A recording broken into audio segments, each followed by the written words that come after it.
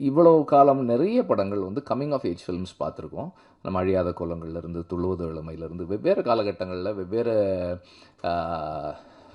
சூழல்களில் நம்ம coming of age films பார்த்துருக்கோம். அத்தனையுமே வந்து ஒரு ஒரு ஒரு பையனுடைய கம்மிங் ஆஃப் ஏஜ், ஒரு ஆண் தன்னுடைய பருவங்களில் அவனுக்கு ஏற்படுகின்ற மாற்றங்களை அவன் எப்படி கையாளுறான், அவன் அதை எப்படி எதிர்கொள்கிறான், சமூகத்தோடு தன்னை எப்படி பொருத்தி பார்த்துக்கிறான்றதுல தான் இருந்தது. இது ஃபர்ஸ்ட் டைமாக ஒரு பொண்ணு தன்னுடைய அந்த பருவங்களுக்குள்ளே என்டர் ஆகும்போது அவளுடைய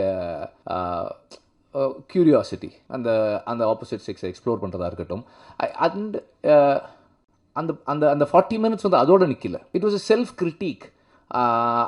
அந்த ஃபேமிலியை, அந்த எஜுகேஷன் சிஸ்டமை எல்லாத்தையுமே கேள்வி கேட்கக்கூடியதாக இருந்தது in a very fun way. That I really liked.